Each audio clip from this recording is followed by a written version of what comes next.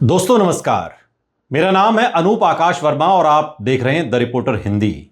उत्तर प्रदेश विधानसभा चुनाव 2027 के संदर्भ में असदुद्दीन ओवैसी और उनकी पार्टी ऑल इंडिया मजलिस-ए-इत्तेहादुल मुस्लिमीन यानी कि AIMIM को पश्चिमी उत्तर प्रदेश में लगभग 120 से 140 विधानसभा सीटों में से कितनी सीटें मिलने की संभावना है, इसका विश्लेषण आज के इस वीडियो में हम करेंगे। हम समझने की कोशिश करेंगे कि असदुद्दीन ओवैसी अगर उत्तर प्रदेश की 200 विधानसभा सीटों पर अकेले अपने दम पर लड़ने की बात कर रहे हैं तो पश्चिमी उत्तर प्रदेश की मुस्लिम बाहुल्य सीटों में से वो कौन कौन सी विधानसभा सीटें हैं जिन पर ओवैसी की पार्टी का दबदबा हो सकता है या कांटे की टक्कर दी जा सकती है, या फिर वो कौन सी सीटें हैं जिन्हें ओवैसी की पार्टी AIMIM जीत भी सकती है।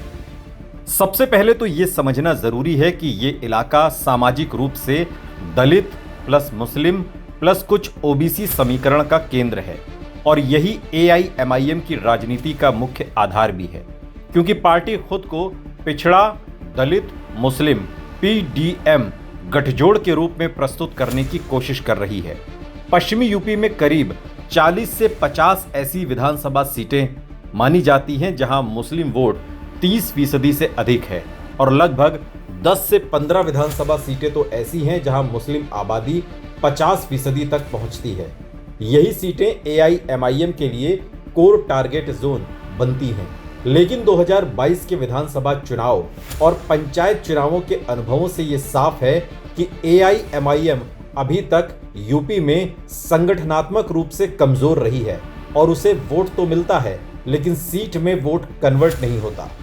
अगर पश्चिमी यूपी की सीटों को जोनवार देखें तो सहारनपुर मुजफ्फरनगर बेल्ट में सहारनपुर, देवबंद, नकुड़, गंगोह, कैराना, शामली, बुढ़ाना, यहाँ पर मुस्लिम आबादी 35 से 45% तक है और दलित आबादी भी 18 से 22% के आसपास है।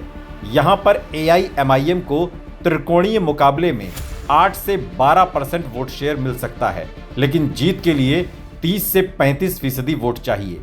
इसलिए यहाँ पर AIMIM कड़ी टक्कर दे सकती है, लेकिन जीतेगी या नहीं ये कह पाना मुश्किल है।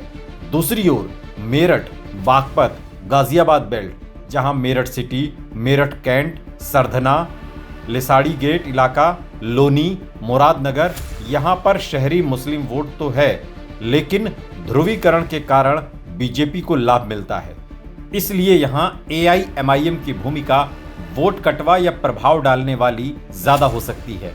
सबसे मजबूत संभावनाएं मुरादाबाद, रामपुर, बिजनौर, अमरोहा बेल्ट में बनती है, जैसे कुंदरकी, बिलारी, ठाकुरद्वारा, मुरादाबाद देहात, रामपुर, स्वार, टांडा, नजीबाबाद, चांदपुर, अमरोहा, हसनपुर। इन विधानसभा सीटों पर मुस्लिम वोट 40 से 50% तक हैं और दलित वोट 15 से 20% तक हैं। और अगर AIMIM दलित नेतृत्व जैसे स्थानीय बहुजन चेहरे के साथ तालमेल बैठाती है तो 15 से 20% वोट शेयर तक पहुंच सकती है, जिसमें 2-3 सीटों पर जीत की संभावना भी बनती है।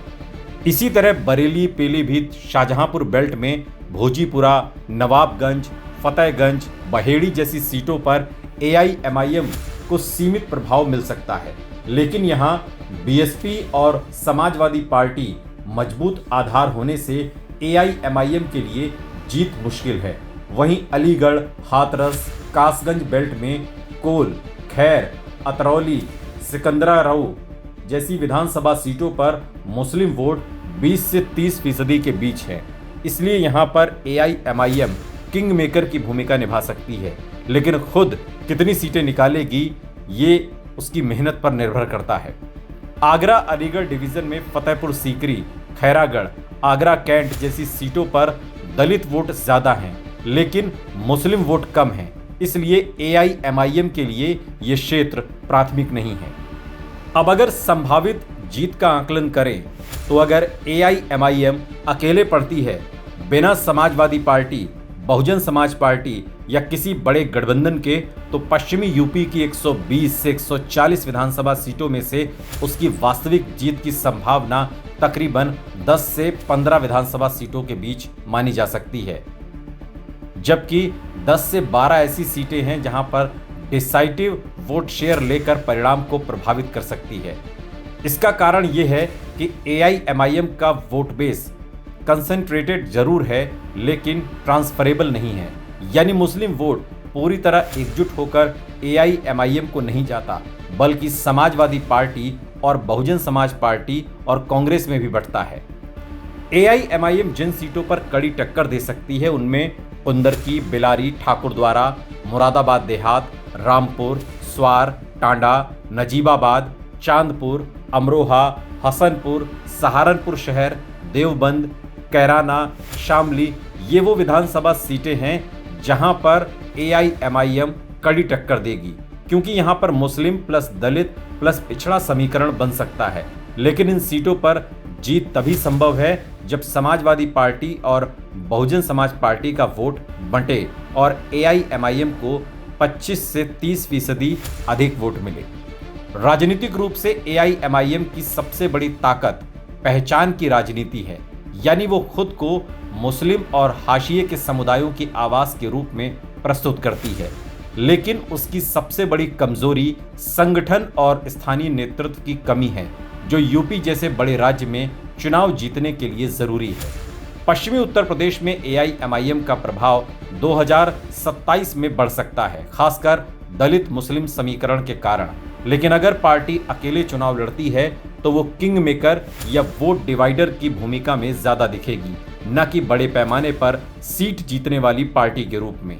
यानी 10 से 15 विधानसभा सीटों की संभावित जीत और 10 से 12 सीटों पर निर्णायक असर, यही AIMIM का यथार्थवादी चुनावी आकलन माना जा सकता है, जो पश्चिमी उत्तर प्रदेश में हो सकता है।